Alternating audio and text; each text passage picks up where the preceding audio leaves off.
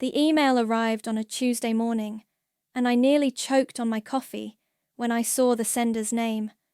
Savannah Hopkins, my sister, the one who hadn't spoken to me in 18 years. My name is Quinn, and I'm about to tell you the most twisted story of karma you've ever heard. But first, let me take you back to the day that changed everything. The day my own sister humiliated me in front of our entire family. It was Gianna's christening. My niece, barely 3 months old, wrapped in white lace that cost more than my rent. I'd driven 4 hours to be there, wearing my best dress, which, let's be honest, was a clearance rack special from Target. I was 20, broke, and working 2 jobs just to keep my head above water. I glanced at it and felt my stomach drop. "What?" Maximus asked. "It's from the board. Presley wants to sit in on the scholarship interviews this year. She's been pushing for more oversight of the selection process." "Presley Hunt? The one who's been questioning your methods?" "That's the one." I rubbed my temples. Presley was brilliant, ethical to a fault, and had been making noise about transparency in our selection process for months. Having her there would complicate everything. "This is a sign, Quinn. Step back. Let the normal process handle this." "No." I stood up and walked to the window overlooking the city. "I've waited 18 years for this moment. I'm not backing down now." "Then at least tell me what you're really planning." I turned back to him. "I'm going to interview them, both of them. Savannah will have to sit there and watch me decide her daughter's future, not knowing who I am until the very last second. And when she realizes, then she'll understand what it feels like to be powerless, to have someone else decide you're not good enough." Maximus was quiet for a long moment. What if the kid really deserves it? What if she's nothing like her mother?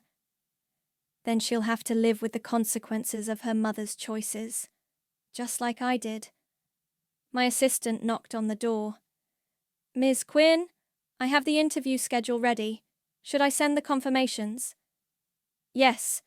Schedule the Hopkins interview for Friday afternoon, and make sure to copy both the student and the parent on the confirmation." "Will do." After she left, Maximus shook his head. "You're making a mistake." "Maybe. But it's my mistake to make."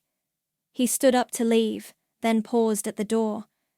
"For what it's worth, I hope you get what you're looking for. I just hope you can live with it afterward." Alone in my office, I pulled up Gianna's social media profiles. Her Instagram was full of typical teenage stuff. Friends, school events, college prep stress. But there were also photos of her volunteering at a food bank, tutoring younger kids, organizing a clothing drive. Her Twitter was more revealing. Tweets about social justice, student debt, the importance of education, and then, buried in her timeline from 6 months ago. Sometimes I wonder what it would be like to have extended family who actually cared, but I guess some people only show up when they need something. I stared at that tweet for a long time.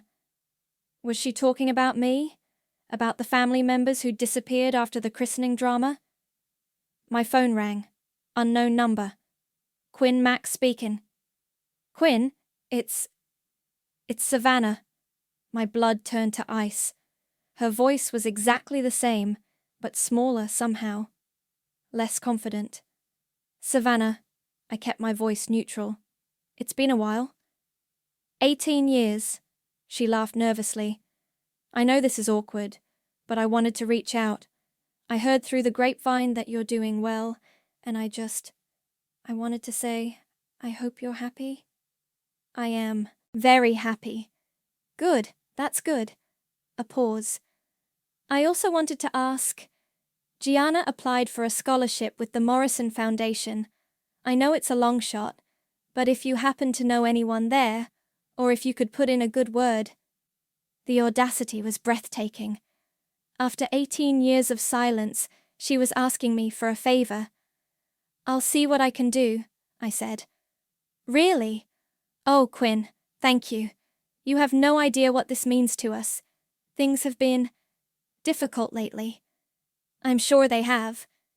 Maybe we could get coffee sometime, catch up properly? Maybe. I'll be in touch. I hung up and immediately called my assistant back. Change of plans. I want the Hopkins interview moved to tomorrow, and I want it scheduled for the main conference room, the one with the big windows and the foundation logo on the wall. Should I notify the other board members? Especially Presley. Tell her I want her there for this one specifically. After she left, I sat back in my chair and smiled for the first time in days. Tomorrow, my sister would walk into my conference room, see my name on the wall, and realize exactly who held her daughter's future in their hands.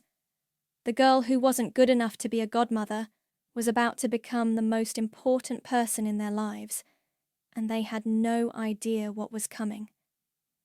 I spent the evening diving deep into their lives through social media, and what I found was fascinating. Savannah's Facebook was a carefully curated highlight reel, family vacations to modest beach towns instead of Europe. Gianna's academic achievements, posted with pride, but always with subtle hints about financial strain. So proud of my daughter for earning this academic award. Every little bit helps with college costs. Her LinkedIn told a different story. 3 job changes in 5 years. Her current position at a mid-level marketing firm was a far cry from the executive role she'd held when she dismissed me at the christening.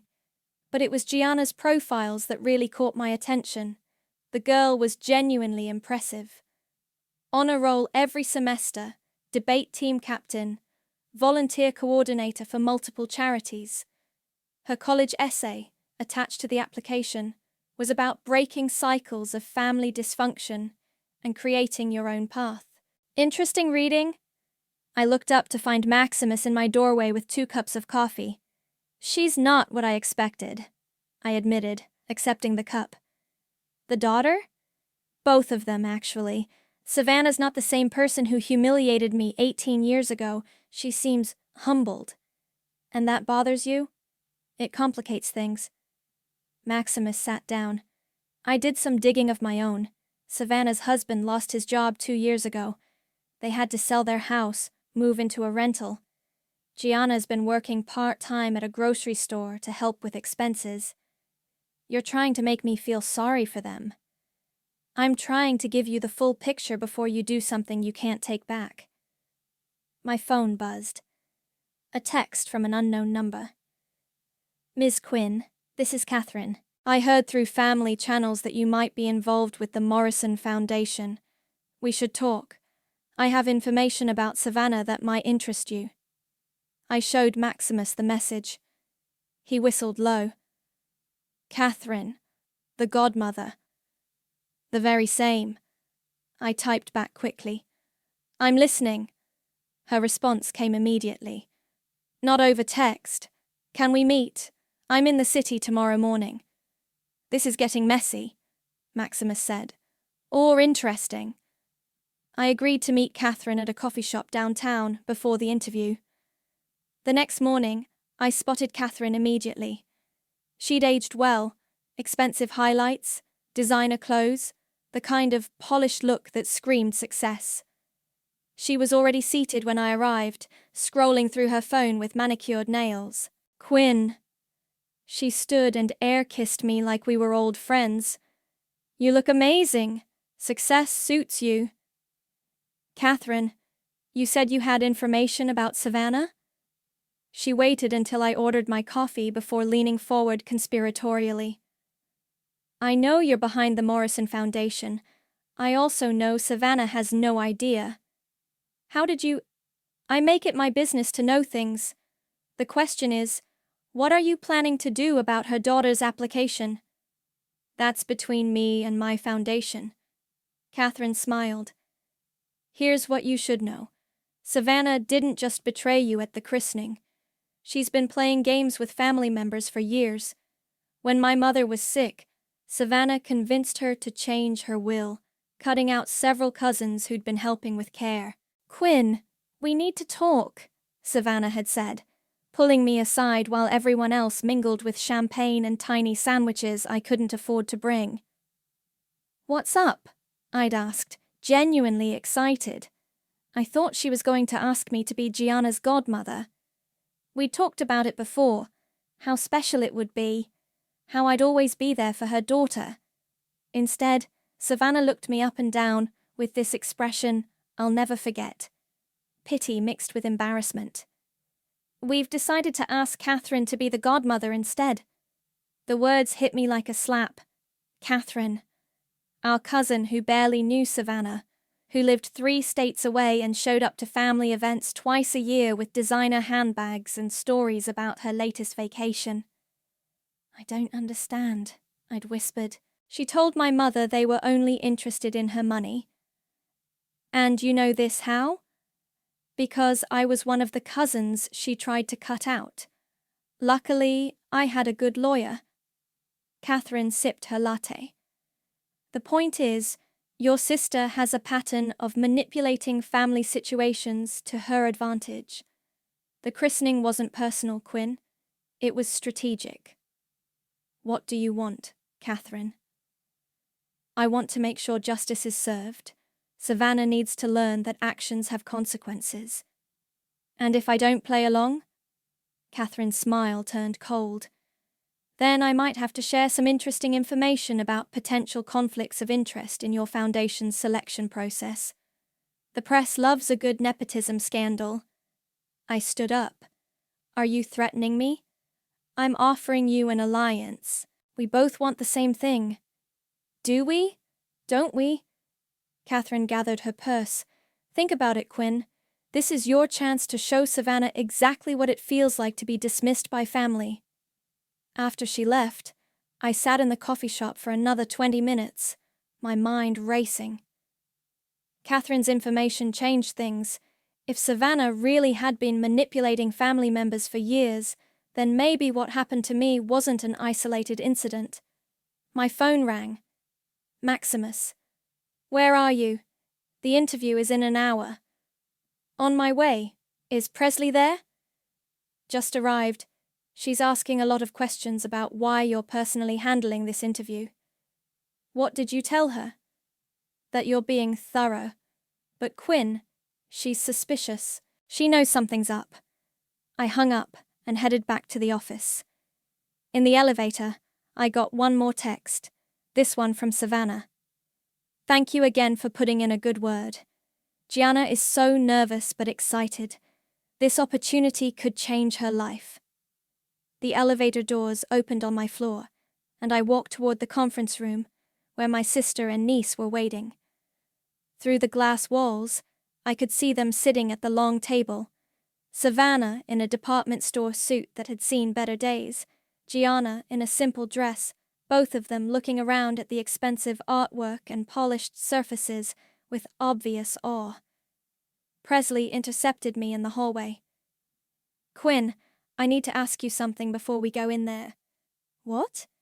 Do you have any personal connection to these applicants? Because if you do, you need to recuse yourself from this decision. I looked through the glass at Savannah, who was smoothing down Gianna's hair with maternal affection. For a moment, she looked exactly like the big sister I'd once adored. No personal connection, I said. Just another scholarship interview. Presley studied my face. Okay, but I'll be watching closely. I straightened my shoulders and walked toward the conference room door. It was time to face my sister, and she still had no idea what was coming. I opened the conference room door and stepped inside. Good afternoon. I'm Quinn, the Foundation Director. Thank you for coming in today. The moment Savannah looked up, her face went completely white. Her mouth opened, then closed, like a fish gasping for air. Gianna glanced between us, confused. Mom, are you okay? Savannah's voice cracked. I'm fine, sweetheart. But she wasn't fine. Her hands were shaking as she reached for her water glass. Presley entered behind me, carrying a folder. This is Presley, one of our board members. She'll be observing today. I sat down across from them, maintaining perfect professional composure. Gianna, congratulations on your academic achievements. Your application is quite impressive. Thank you, Gianna said, her voice steady despite the obvious tension in the room. I'm grateful for the opportunity to interview. Tell me about your volunteer work at the food bank, I said, opening her file. As Gianna spoke about serving meals and organizing donations, I watched Savannah from the corner of my eye. She kept staring at me like she was seeing a ghost. That's wonderful, I said, when Gianna finished. And your mother has been supportive of your community service? Absolutely. She always taught me that we have a responsibility to help others, especially when we've been blessed with opportunities. Blessed with opportunities, I repeated. Interesting phrase. Can you elaborate? Gianna shifted slightly. Well, I know not everyone has access to good schools or supportive families. My mum always said we should be grateful for what we have and use it to lift others up. Your mother sounds very wise. I turned to Savannah. Would you like to add anything about your daughter's character? Savannah cleared her throat. Gianna she's everything to me. She's worked so hard for this. She deserves this chance. Everyone deserves a chance, I said. The question is whether they're prepared to make the most of it. Presley leaned forward. Gianna, how do you handle disappointment? Can you tell us about a time when something didn't go your way? Last year, I wasn't selected for the state debate championship team. I was devastated because I'd worked so hard for it. Gianna's voice was thoughtful. But my mom helped me see that sometimes rejection is redirection. I used that time to focus on my community service instead, which led to organizing the school's biggest charity drive ever. Your mother helped you through that disappointment? I asked. She did. She told me that sometimes people make decisions based on things that have nothing to do with your worth or abilities. She said the important thing is to keep moving forward and prove them wrong through your actions. The irony was suffocating. I looked at Savannah, who was staring at her hands. That's excellent advice, Presley said. What about family relationships? How important is family loyalty to you? Very important, Gianna said immediately. Family is everything. Even when things get complicated or people make mistakes, you stick together. You support each other. Even when family members let you down? I asked. Gianna hesitated. I think everyone makes mistakes. The question is whether they learn from them and try to do better. And if they don't, if they continue to make the same hurtful choices? Quinn, Presley said quietly, these questions seem quite personal. I'm trying to understand her values, I replied. Character matters for our scholarship recipients. Savannah finally spoke up. Could I have a moment to speak with you privately? Mom, no, Gianna said quickly. I can handle this. It's fine, I said. Presley, would you mind showing Gianna our Student Resource Center? It's just down the hall. After they left, Savannah and I sat in silence for a long moment. I can't believe it's you, she whispered. Surprise. Quinn, I need you to know. Know what? That you're sorry? That you've changed? That you didn't mean to humiliate me in front of our entire family? I was young and stupid and you were 23, old enough to know better. Savannah's eyes filled with tears. I know I hurt you. I know I made a terrible mistake, but please don't punish Gianna for my failures. Punish her? I'm giving her a fair interview. This isn't fair and you know it. You're here because you want revenge. I'm here because your daughter applied for a scholarship from my foundation. The foundation I built from nothing while you were playing Happy Families with Catherine. Catherine? Savannah looked confused. Look, Quinn, you're sweet, but you're not exactly stable. You're always struggling, always asking for help. Catherine has her life together. She can provide for Gianna if something happens to us. The room went quiet around us. Not actually quiet. People were still talking, laughing, celebrating. But for me, everything stopped. I felt every eye in the room watching, waiting to see how the poor sister would react to being publicly dismissed. "You're choosing her because she has money," I said, my voice barely audible. "I'm choosing her because she's responsible, because she can offer Gianna opportunities you can't, because she won't show up to important events looking like—" Savannah gestured at my outfit, her nose wrinkling slightly. "What does she have to do with this?" "She reached out to me, told me some interesting stories about your family manipulation over the years. Catherine is lying. She's been trying to cause problems in our family for years, because she's jealous that—" "That what? That you chose her over me? That worked out well for you, didn't it?" Savannah flinched. "I made a mistake, Quinn. A huge, terrible mistake. But I've paid for it. We've all paid for it." "Have you? Because from where I'm sitting, it looks like you got exactly what you wanted. A successful godmother with money and connections. How did that work out when you needed help these past few years?"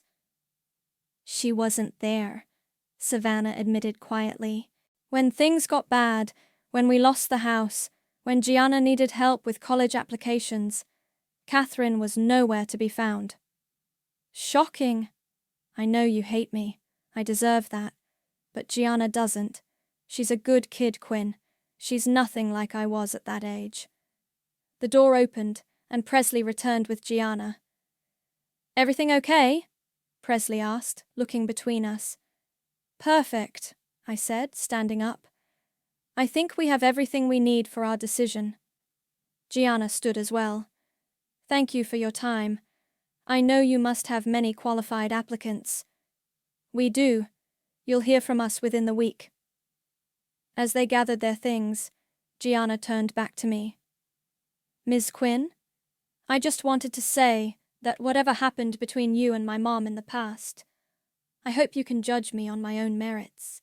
I'm not responsible for anyone else's mistakes."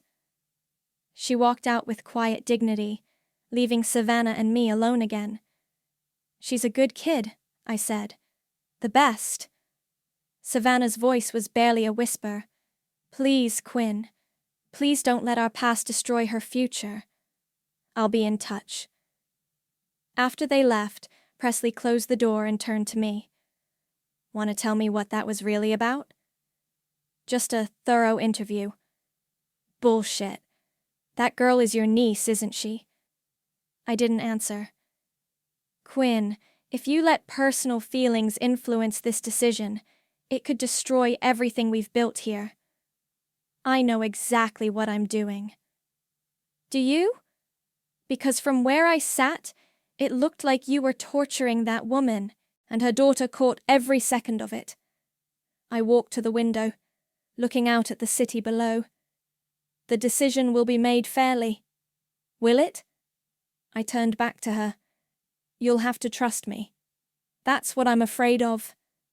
The next morning, I found Maximus waiting in my office with a grim expression and a stack of newspapers. "We have a problem," he said, dropping the papers on my desk.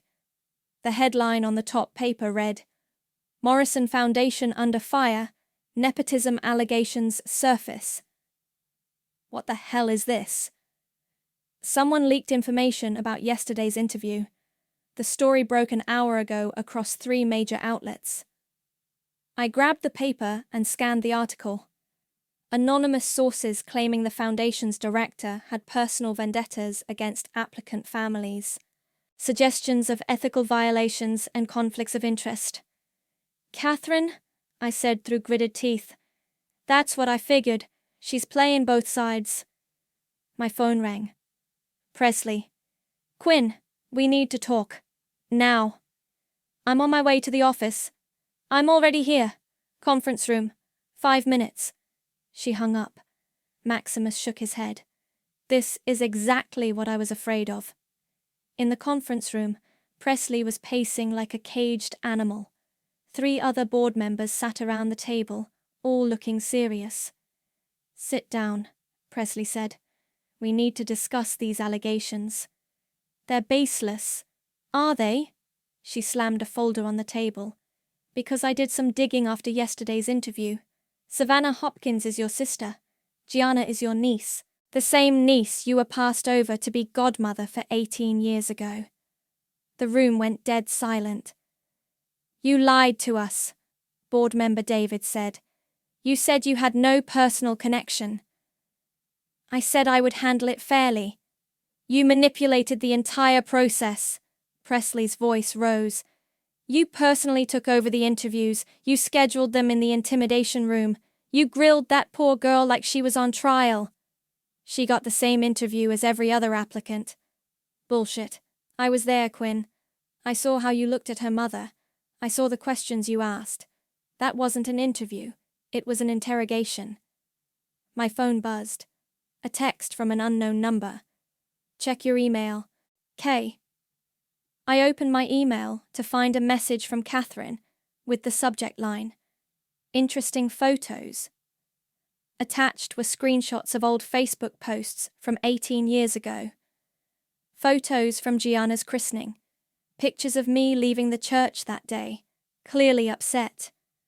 A photo of Catherine being announced as the godmother, with Savannah beaming beside her. The final attachment was a voice recording. I clicked play. My own voice filled the room. "I hope you get everything you deserve, Savannah." "She recorded me at the christening," I said, stunned. "Who?" Presley demanded. "Catherine, the godmother. She's been planning this." Another email arrived. This one was sent to the entire board. "Dear Morrison Foundation board members," I read aloud, "I feel compelled to share information about potential ethical violations in your scholarship selection process. Your director, Quinn, has been using the foundation to pursue a personal vendetta against her own family members. Attached, you'll find evidence of this conflict of interest, including recorded conversations and photographic evidence of the family dispute that began 18 years ago. I believe the public deserves to know how their donated funds are being used.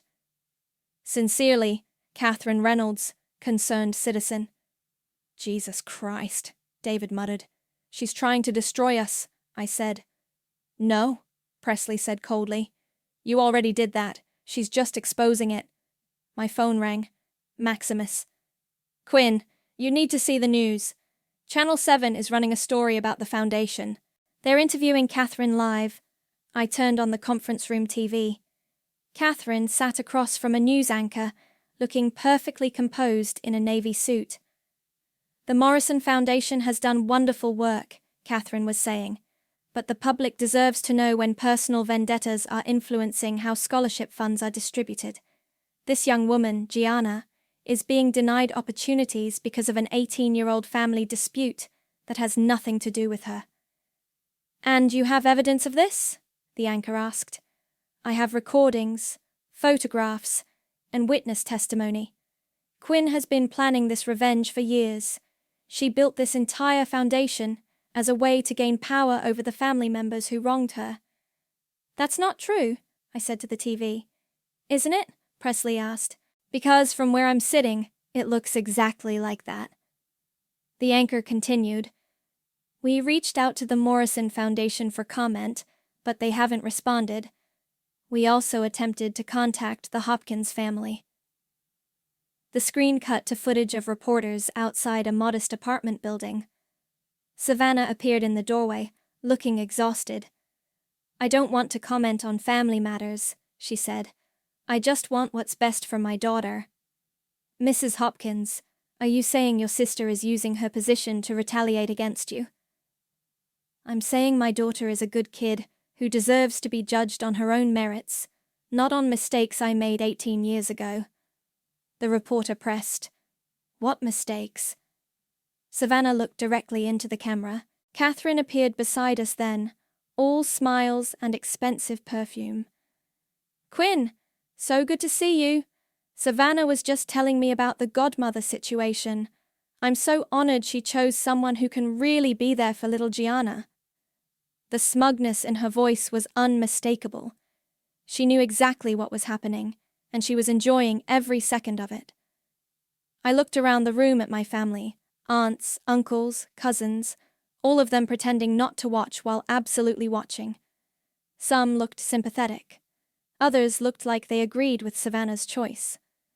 "Congratulations," I managed to say to Catherine. Then I turned to my sister. "I hope you get everything you deserve, Savannah." I left that day and never came back. Cut contact with everyone. Changed my phone number. I hurt someone I loved because I was young and stupid and thought money mattered more than family. I've regretted it every day since, but my daughter shouldn't pay for my failures. The TV cut back to Catherine in the studio. "This is exactly why oversight is so important in charitable organizations," she said. "When personal feelings override ethical guidelines, everyone suffers." I turned off the TV. The room was silent, except for the sound of my phone buzzing with calls from reporters. "Quinn," Presley said quietly, "I need you to step down from the scholarship committee. Effective immediately." "You can't." "I can and I am. The board will handle the Hopkins application and all others going forward. This is exactly what Catherine wanted. She's manipulating all of us. Maybe. But that doesn't change the fact that you compromised our integrity." David cleared his throat. "There's something else. The State Attorney General's office called. They're opening an investigation into our selection processes." "An investigation?" "Catherine filed a formal complaint alleging misuse of charitable funds for personal vendettas." My phone rang again. This time it was Gianna. "Miss Quinn? I saw the news. I just wanted to say that I'm withdrawing my application. I don't want to be part of whatever this is between you and my mom." "Gianna, wait. I'm sorry for whatever my mom did to you. But I can't let this destroy your foundation. Too many other kids need these scholarships." She hung up. I looked around the room at the board members, all of them staring at me with disappointment and anger. "I need some air," I said, standing up. "Quinn," Presley called after me, "we're not done here." But I was already walking out the door. In the elevator, I realized Catherine had played this perfectly. She'd gotten her revenge on both Savannah and me, destroyed my reputation, and positioned herself as the ethical whistleblower. And somehow, in all of this, the only person who'd acted with any dignity was the 18-year-old girl I'd been planning to punish for her mother's sins. I drove straight to Savannah's apartment building, my hands shaking on the steering wheel. The reporters were gone, but I could see neighbors peeking through their windows as I walked to the front door. Savannah answered on the first knock, like she'd been waiting. "Quinn, I wondered when you'd show up. We need to talk." She stepped aside to let me in. The apartment was small but clean, with mismatched furniture and family photos covering every surface. Gianna sat at the kitchen table with textbooks spread around her, but she looked up when I entered. "I'll go to my room," she said, starting to gather her books. "No," I said. "Stay. This involves you too." Savannah poured 3 glasses of water and sat down across from me. "I saw the news. Catherine really did a number on both of us." "You knew she was behind this?" "I figured it out when the reporters started asking about recordings from the christening. Catherine always had her phone out that day, taking pictures and videos. I thought she was just being social media obsessed." "She played us all." "She played you," Savannah corrected. "I was just collateral damage." Gianna looked between us. "Can someone please explain what actually happened 18 years ago? Because I'm getting bits and pieces from the news, but I want to hear it from you." Savannah sighed.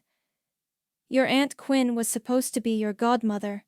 We'd talked about it, planned it. But then your mother decided I wasn't good enough," I finished. "She chose Catherine instead because Catherine had money, and I didn't." "That's not the whole story," Savannah said quietly. What's the rest of it? Catherine offered to pay for Gianna's college fund. A full ride, guaranteed. She said she'd put $50,000 into an account that day if I made her the godmother. The room went silent. Gianna's face went pale. You sold my godmother position? I asked. I was 23 with a newborn and a husband who just lost his job. Catherine dangled financial security in front of me and I took it. Mum, Gianna whispered, please tell me you didn't. I did, and it was the worst mistake of my life. What happened to the money? I asked. Savannah laughed bitterly. There was no money. Catherine strung us along for 2 years with excuses about market conditions and legal paperwork. Finally admitted she'd never intended to follow through. She just wanted to be the godmother for the social status. So you lost me and got nothing in return. I lost everything that mattered and gained nothing. Catherine disappeared from our lives completely after that. She'd show up for big family events, play the perfect godmother for photos, then vanish again. Gianna stood up abruptly. I need some air. Honey, wait. No, Mum, I need to process this. She grabbed her jacket and headed for the door. I'm going for a walk. After she left, Savannah and I sat in uncomfortable silence. She hates me now, Savannah said. She's 18. She'll get over it. Will she? Would you have? I thought about it. Probably not.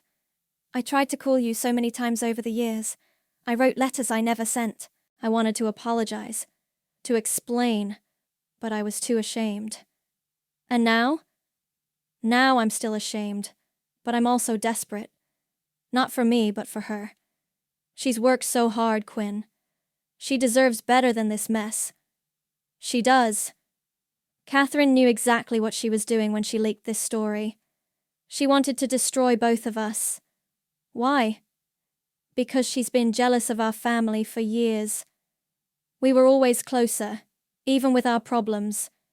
She was the outsider who bought her way in, and she never forgot that. My phone buzzed. A text from Gianna. At the park across the street. Can you come talk to me? Alone. I found her sitting on a bench, staring at the apartment building. Your mum's watching us from the window, I said, sitting beside her. I know, she's been doing that since I was little.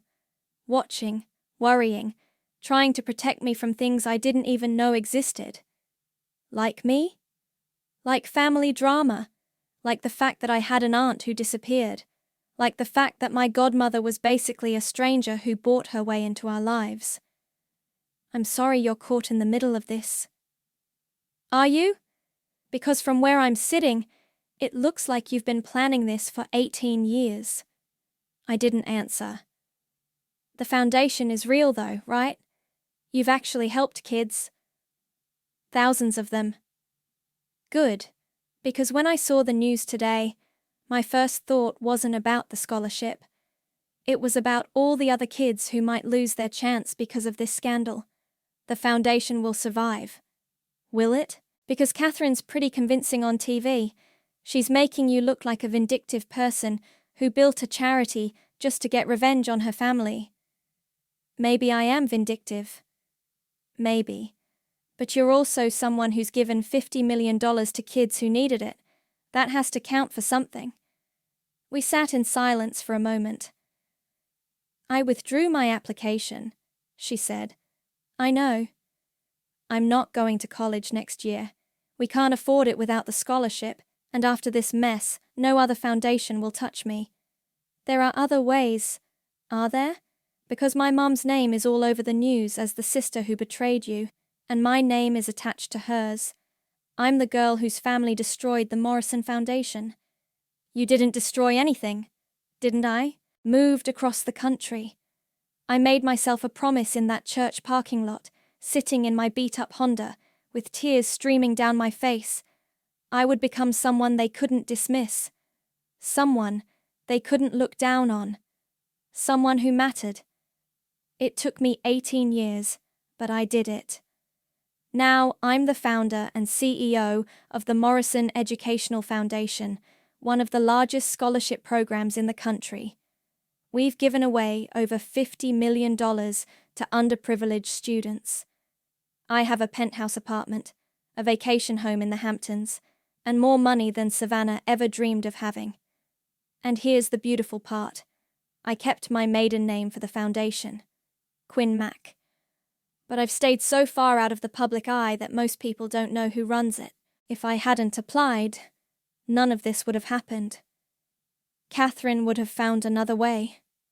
Gianna stood up. I need to ask you something, and I want you to be honest. Okay. If none of this had come out, if Catherine hadn't leaked the story, would you have given me the scholarship? I looked at her young face, so earnest and hopeful, despite everything that had happened. I don't know, I said honestly.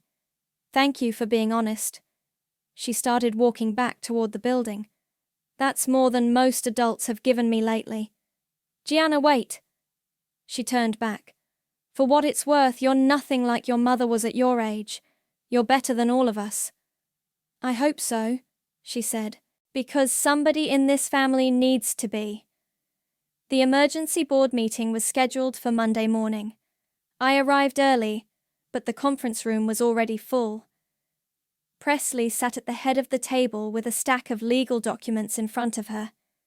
Quinn, sit down, she said without looking up. We have a lot to cover. The other board members avoided eye contact. David shuffled papers nervously. Sarah, our treasurer, looked like she hadn't slept in days. The Attorney General's investigation is moving forward, Presley began. They want access to all our records for the past 5 years, every application, every decision, every communication. Fine, we have nothing to hide. Don't we? She slid a folder across the table. This is Catherine's formal complaint. She's alleging that you've been using foundation resources to research and target family members for years. I opened the folder. Inside were printouts of email searches, phone records, even my social media activity from the past month.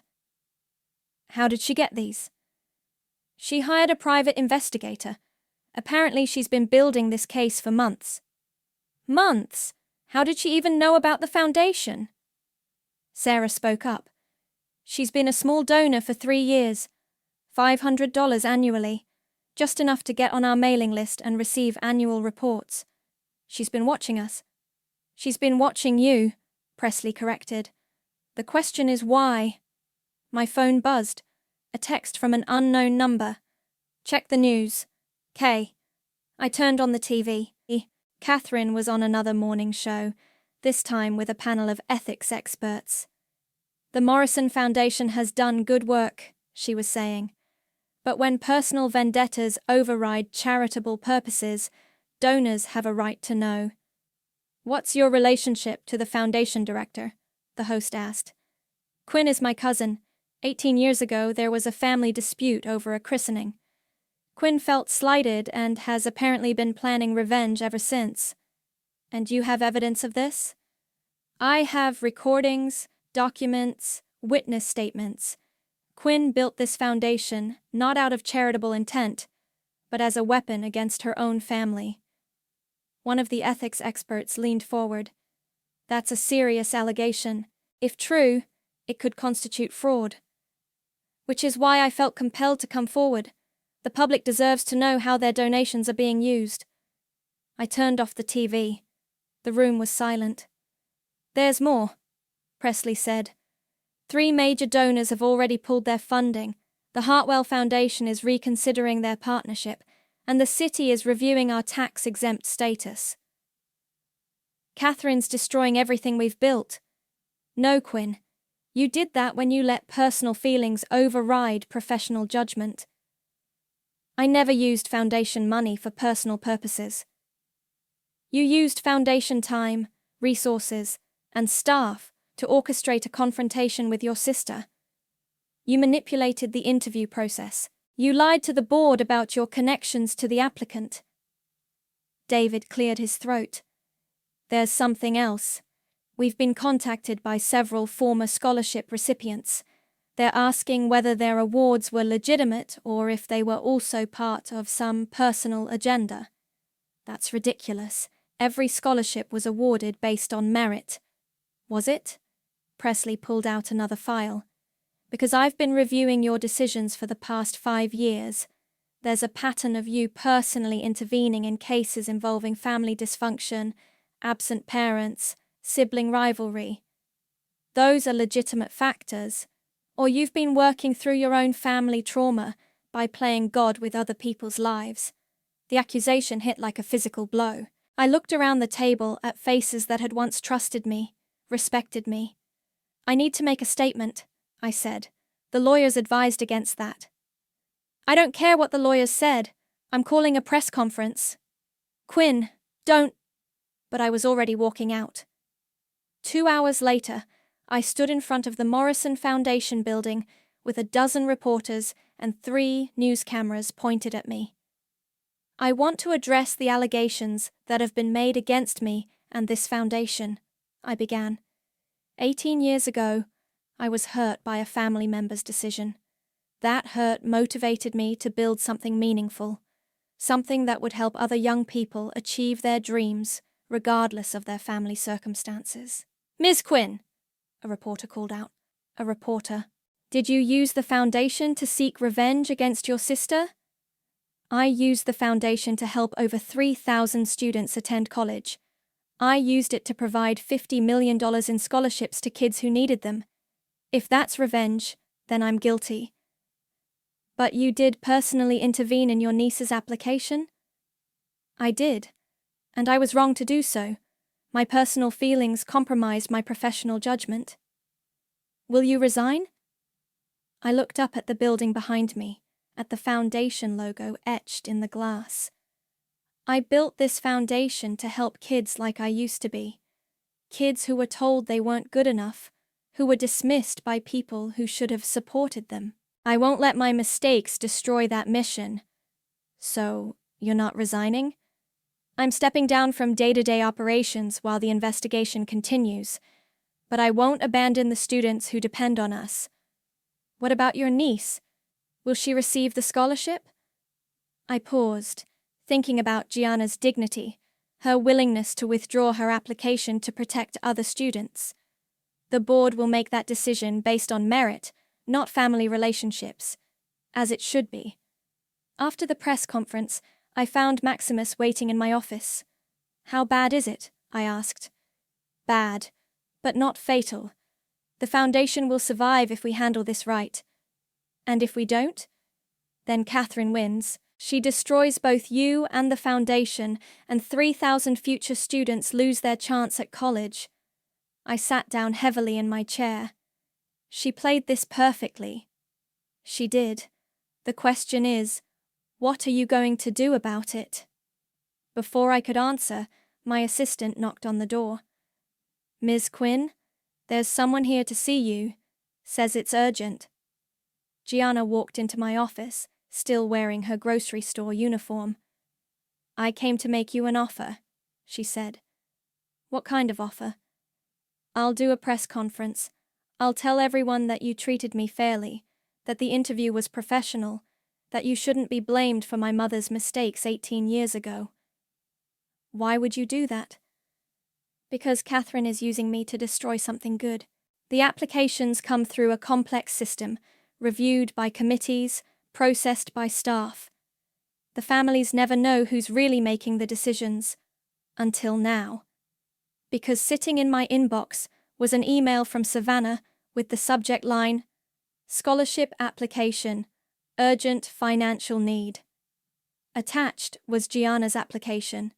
My niece, now 18, applying for a full ride to college.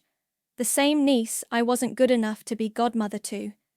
The irony was so perfect, it made my hands shake. I opened the application and read Savannah's cover letter. To whom it may concern, my daughter Gianna is an exceptional student who deserves this opportunity. Our family has faced unexpected financial hardships, and we're hoping for consideration from your foundation. And because you're not the villain she's making you out to be. What do you want in return? Nothing. I just want the foundation to survive, so other kids can get the help they need. I stared at this 18-year-old girl, who was offering to sacrifice her own reputation to save mine. Gianna, you don't understand what you're offering. This will follow you forever. So will knowing I could have helped and didn't. She was everything I'd once hoped to be. Principled, selfless, brave, and I was about to let her throw herself on a sword I'd forged. No, I said, standing up from my desk. Absolutely not. Gianna looked surprised. But this could save the foundation. At the cost of your future. I won't let you do that. It's my choice. It's a choice you shouldn't have to make. I walked around the desk to face her. I'm the one who created this mess. I'll be the one to fix it. Maximus frowned. Quinn, what are you thinking? I'm thinking Catherine made one mistake. She underestimated how much documentation I keep. I pulled out my phone and called my assistant. Bring me the Catherine Reynolds donor file. Everything we have on her. Quinn, Gianna said, what are you doing? Something I should have done from the beginning. Fighting back with facts instead of emotions. My assistant arrived with a thick folder. I spread the contents across my desk. Donation records, correspondence, event photos. Look at this, I said, pointing to a letter from 2 years ago. Catherine requesting a meeting to discuss expanding her involvement with the foundation. She wanted to be on the board. You turned her down? Maximus asked. We had a full board, but look at her response. I held up another letter. She threatens to reconsider her support if we don't find a place for her. Gianna leaned over to read. She's been planning this for 2 years? Longer. Look at these donation patterns. I pulled out a spreadsheet. She's been timing her donations to coincide with our annual reports. She wanted access to our internal information. My phone rang. Presley. Quinn, you need to see Channel 7. Now. I turned on the TV. Catherine was on another interview, but this time she wasn't alone. A young man sat beside her, maybe 25, wearing an expensive suit. This is my son, Marcus, Catherine was saying. He applied for a Morrison Foundation scholarship 3 years ago and was rejected, despite having perfect grades and extensive community service. And you believe this rejection was personal? The host asked. I believe Quinn has been systematically excluding applicants with family connections to people she perceives as enemies. Marcus nodded. I worked so hard for that scholarship. When I was rejected, my mother told me it was probably because we weren't the right type of family. I stared at the screen. That's not true. I remember his application. He was rejected because he plagiarized his essay. You can prove that? Gianna asked. I can prove everything. I grabbed my laptop and pulled up our database. Marcus Reynolds, application from 3 years ago. Essay flagged by our plagiarism software. Copied from a college admissions blog. Maximus whistled. She's lying on national television. She's been lying about everything. I pulled up more files. Look at this. She's been contacting rejected applicants for months, convincing them they were discriminated against. How many? Dozens. She's been building a case by manipulating people who were legitimately rejected for academic dishonesty, incomplete applications, or missing deadlines. Gianna sat down heavily. She's been using other people's disappointment to fuel her revenge. Just like she used your mother's desperation 18 years ago. My phone buzzed with a text from an unknown number. Enjoying the show? You can't win this. Kay. I looked at Gianna and Maximus. Want to help me prove her wrong? An hour later, we were back in front of the Morrison Foundation building. This time, I had backup. Ladies and gentlemen, I began, I want to address the false allegations made by Catherine Reynolds. I held up a stack of documents. These are plagiarism reports, incomplete applications, and academic dishonesty findings for every applicant Ms. Reynolds claims was discriminated against. Every rejection was based on legitimate academic or ethical concerns. A reporter raised her hand. How do we know those documents are legitimate? Because they're independently verified. Maximus stepped forward. We use third-party academic verification services for all applications. Every decision is documented and reviewed. Furthermore, I continued, Ms. Reynolds has been systematically contacting rejected applicants, coaching them to claim discrimination, and building false narratives about our selection process. I pulled out my phone and played a recording. Catherine's voice filled the air. If you say you were discriminated against because of your family background, I can help you get compensation. Quinn has been targeting families like ours for years. Where did you get that recording? A reporter asked. From one of the applicants she contacted, someone who was uncomfortable with her coaching and decided to record their conversation. Gianna stepped forward. I want to make a statement. Gianna, you don't have to. Yes, I do. She looked directly into the cameras. My name is Gianna Hopkins. I'm the niece at the center of this controversy. I want everyone to know that Ms. Quinn treated me fairly and professionally. She asked tough questions, but so did the other board members. The interview was challenging, but appropriate. What about the family history? A reporter called out. My mother made a mistake 18 years ago. She chose money over family, and it cost her a relationship with her sister. But that's not Ms. Quinn's fault, and it's not the foundation's fault. Will you accept the scholarship if it's offered? Gianna looked at me, then back at the cameras. The board will make their decision based on merit. If I'm chosen, I'll be honored. If not, I'll find another way to pay for college. But I won't let anyone use me to destroy something that helps other students. After the press conference, Catherine called me directly. You think you're clever, she said without preamble. I think I'm tired of your games. This isn't over. Yes, it is. Your son's plagiarism is now public record. Your coaching of rejected applicants is documented. Your attempt to buy your way onto our board is in writing. You're done. You can't prove. I can prove everything. Prove. And if you continue this campaign, I'll release all of it. Every lie, every manipulation, every attempt to use other people's pain for your own revenge. The line went quiet for a long moment. You were always too smart for your own good, Catherine said finally, and you were always too greedy for yours. She hung up. 3 days later, the Attorney General's office closed their investigation, finding no evidence of wrongdoing. The major donors restored their funding. The city confirmed our tax-exempt status, and the board voted unanimously to award Gianna the scholarship. I found her at the grocery store where she worked, stocking shelves in the produce section. Congratulations, I said, handing her the acceptance letter. We have no connections or special circumstances to offer, just a brilliant girl who needs a chance. No connections, no special circumstances. If only she knew. I picked up my phone and called my assistant. Cancel my meetings for the rest of the week. I'll be handling the Morrison scholarship interviews personally this year. For the first time in 18 years, I was going to see my sister again, and she had no idea what was coming.